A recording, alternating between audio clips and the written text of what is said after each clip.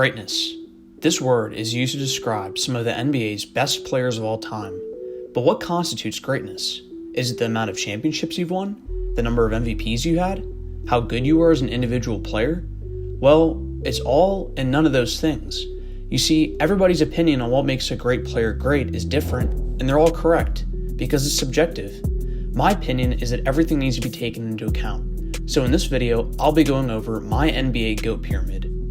But before I start, you should know a couple of things first.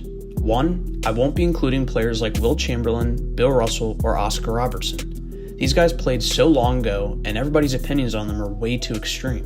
You either think that they're one of the best players ever, or are complete frauds because of who they played against.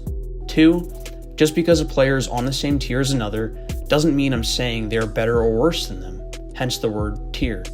It's not a ranking per se. And three, this pyramid will only include my top 16 players of all time.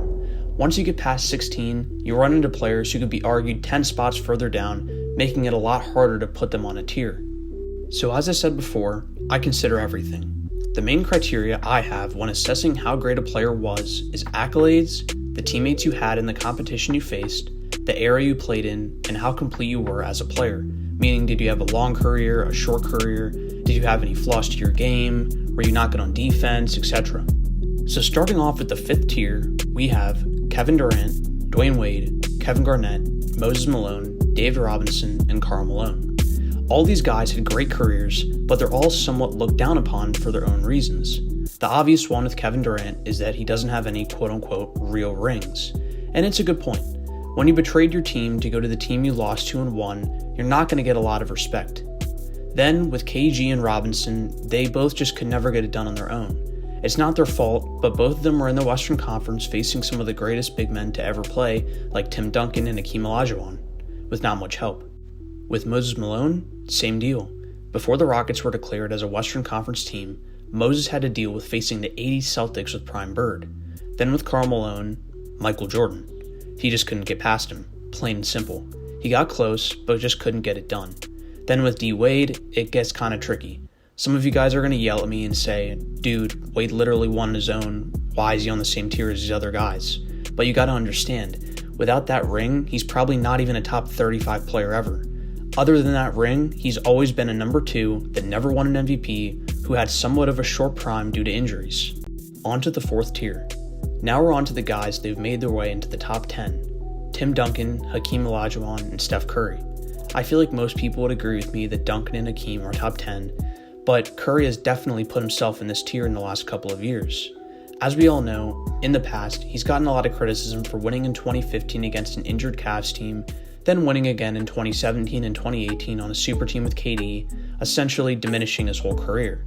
But after the 2022 championship, Curry knew he solidified his career and would get the respect that he's always wanted. I am eager to see how the rest of his career will play out.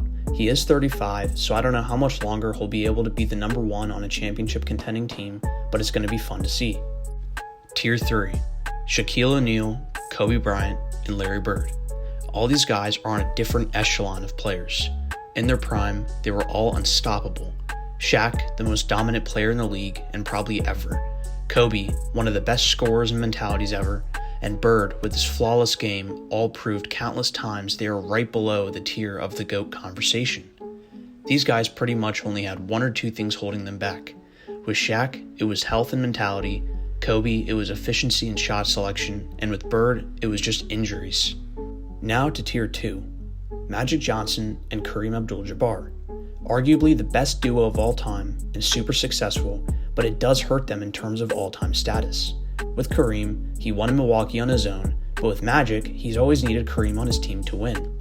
It's not a shot at Magic. I know you almost never win on your own, but when you play with arguably the greatest center ever for almost your whole career, and your best attribute is passing, it makes it hard to gauge how good you'd be without someone like Kareem on your team. But same goes for Kareem. He flourished under Magic's passing, and it resulted in 5 championships. You don't know how Kareem would be looked at if Magic and him never paired up. And last but not least, Tier 1. Michael Jordan and LeBron James. 2 completely different careers, but great in their own ways. My personal GOAT is LeBron because I value longevity and I don't base my argument off of finals record. But if you said Jordan's the GOAT, I wouldn't be mad. Not much explaining needs to go into why these guys are the top 2, so I'll just leave it at that. So that's my NBA GOAT pyramid. If you guys felt like I was missing somebody or if I was just doing something wrong, please let me know in the comments. And other than that, I have nothing else to say, so I will see you in the next one.